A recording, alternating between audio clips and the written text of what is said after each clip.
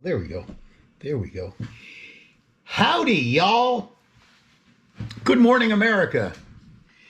It's Tuesday. It's August 25th. 25th? Wait, hang on. It is the 25th, yeah, of the year. The year is way more than half over. Hard to believe. I mean, it just keeps going by faster and faster all the time, and it's like, hang on, slow up a little bit. And maybe it's because I don't really accomplish everything every day. It's because I just kind of, play the retired guy with the TV remote in his hand. But at any rate, it's cloudy here today, and the if you look at the radar map, it shows rain, but the ground is dry. So it's that Virgo. It's evaporating before it hits the ground. Oh well, that's the way things are. But anyhow, I got ham clock working again on the WebSTR server, so that's a good thing. There is a simple command line change I needed to make after they changed the back end services. So that works. And by the way, this is a different camera than what I normally would use. This is a genuine official GoPro camera, and I picked this up at an auction, at an estate auction. So going to try it out, see how it works. What I really got it for is it's got a pan tilt head, and it's got a suction cup mount. So the idea that I had for it was to be able to stick it in the car on the windshield and be able to do, on the road type stuff. But anyhow, so I'm trying this out with its own built-in microphone, and we'll see how this one goes. So anyhow, I got ham clock working on that one server. Still haven't figured out why I can't see ham clock on computers that are external to my local network here.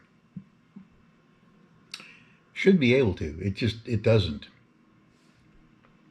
The response you get is from the server when you open a web browser to it externally is that the server closed the connection. So I don't know what's going on there. Not too worried about it, so I'm not devoting a lot of attention to that issue. But we'll get down to that eventually. Anyhow, so it's cloudy. There's a slight chance you might get some rain east of Dallas. They are getting rain. And talking to a friend in Shreveport a little while ago, they did not get rain where he lives, but east of him and west of him, it's raining. That's the way the cloud tumbles, I guess. So let's see what's on for today is beginning the pre-Belton Hamfest stuff. Checking radios out. I've got one done already.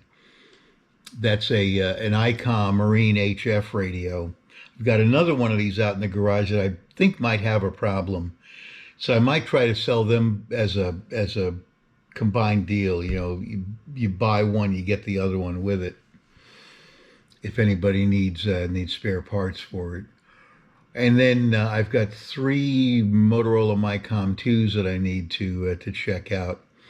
The trunk mount version. I've got one desk type version, but I believe it has a problem that I've never really dug into yet to try to find.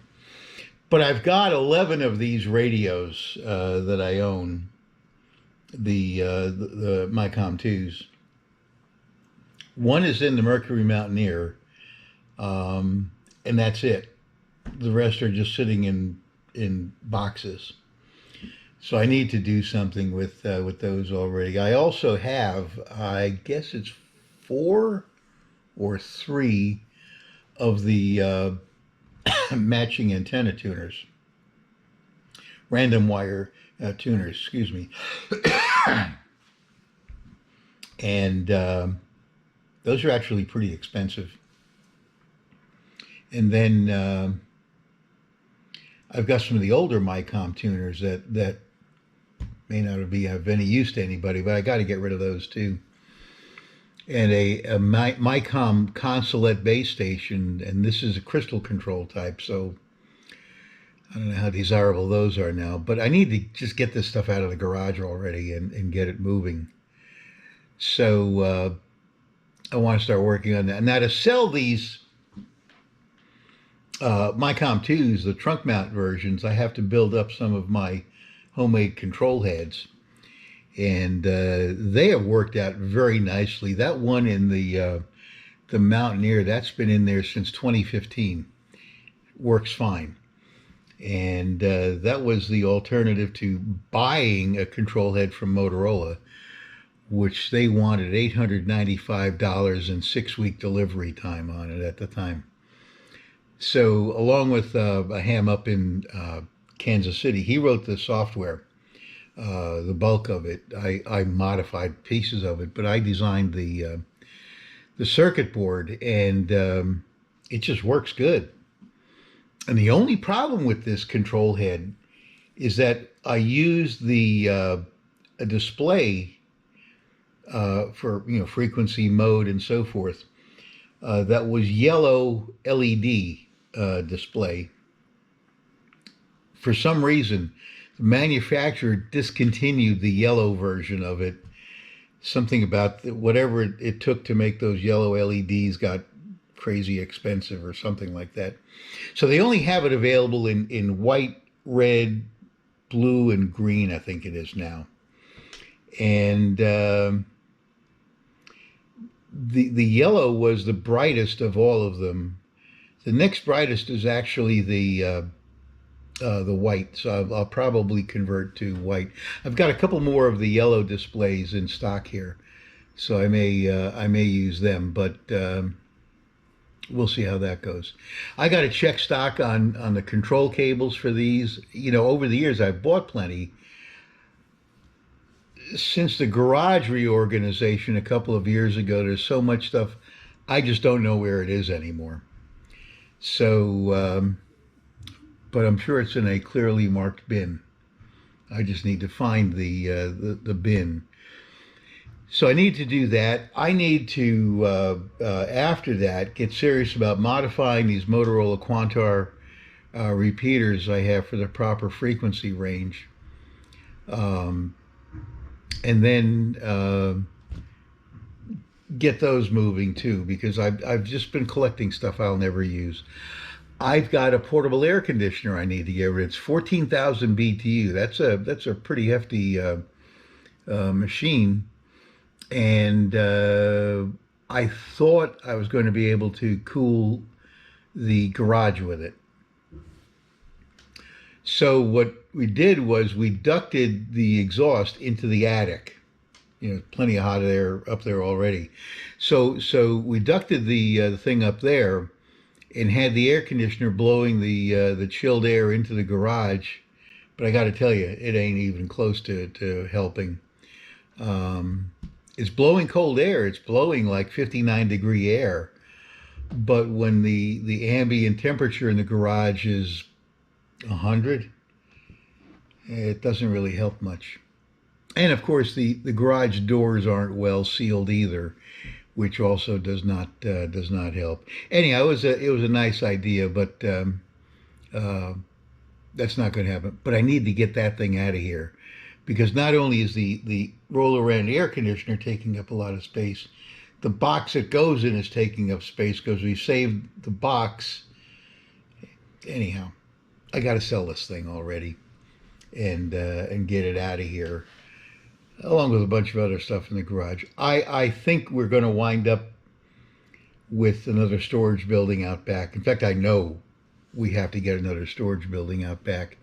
The shed that I have is, I think, 16 by 16 by 20, I think it is, and it's full.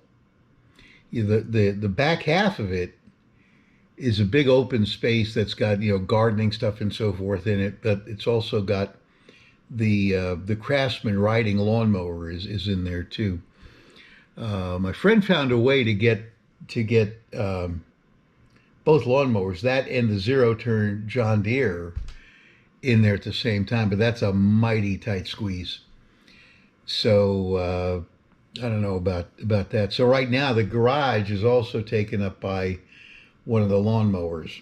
It's just stuff. I hate stuff all over the place. The clutter is driving me crazy. It's my own doing. It's my own fault. I've got boxes of unopened stuff out there in the hallway, stuff I bought from Amazon, and I'll look at the box. I don't even know what's in the box. I bought it, I had plans for it, and then just never got to this stuff. So decluttering is probably the order of the day. And I wanted to get this done by the end of the year. I don't think that's going to happen, but working at it. And Belton is a good start to take radios there and just get rid of them. So I hope to be able to do that. So any hams out there that are watching or listening, the other thing I've got in there that I need to get rid of is I've got a Motorola Flyaway HF radio. It's Micom 1 generation. It's in a Halliburton case, really, and it's a 125 watt radio, 2 to 30 megahertz, AM, single sideband, and so forth. It's got a built-in antenna tuner in the cover on this. You open the case up. One half is the radio. The other half is the tuner. That's complete.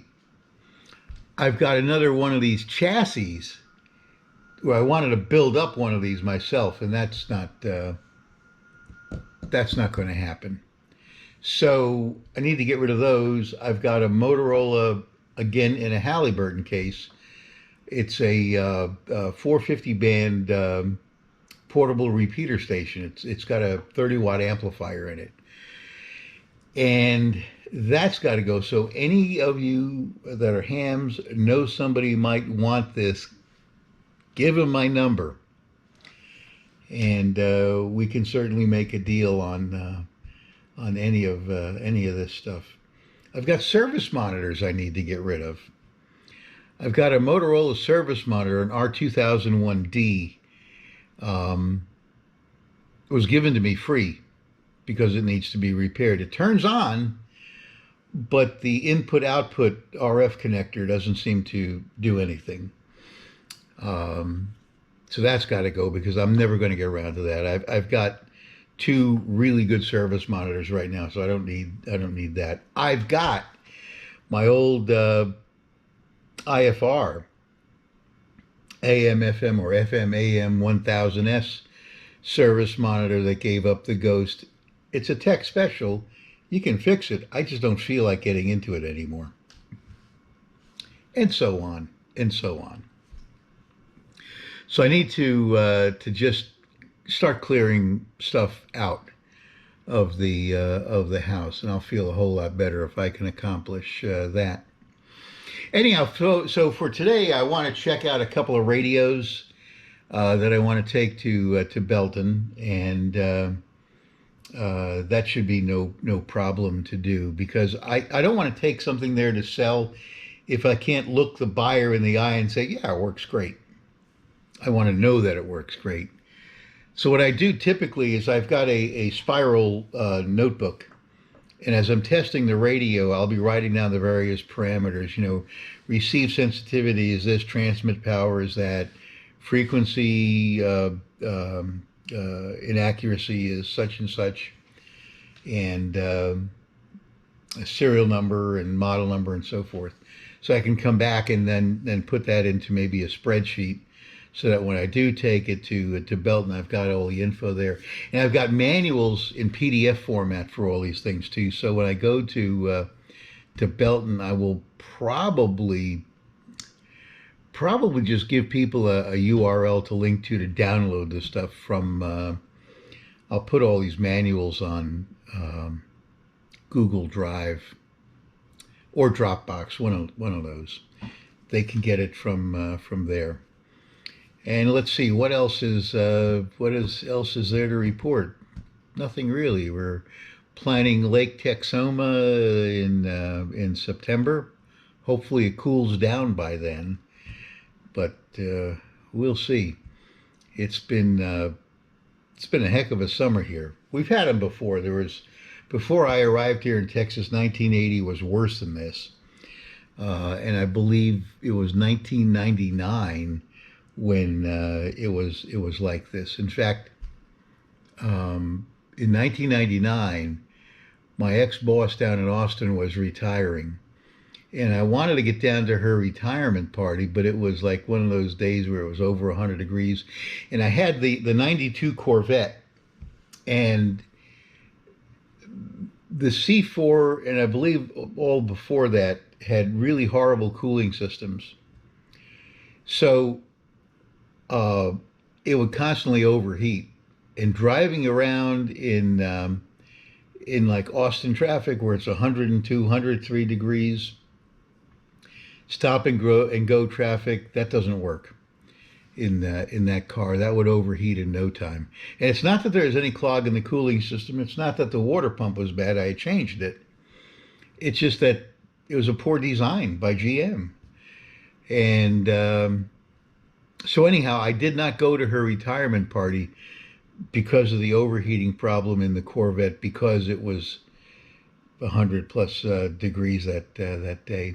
But that was the year, I think that was the year where we had 45 consecutive 100 plus days in the central and north Texas area. It was pretty tough.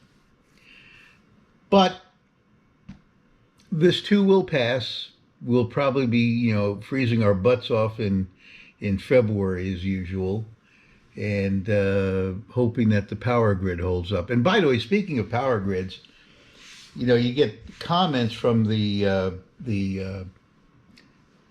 rocket scientists up in the Northeast about how the Texas grid has a problem. We've been solid here all summer with the high electrical demand because of the air conditioning needs and the influx of new people and so forth.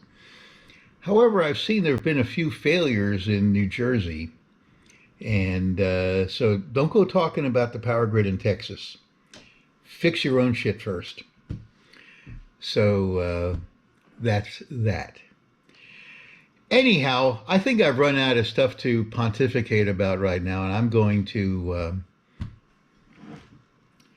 have my coffee, take some pills. I had a good breakfast. I had my pizza bagels. Plain bagel, split it in half, tomato sauce, mozzarella cheese on it, and put it in the microwave for a minute.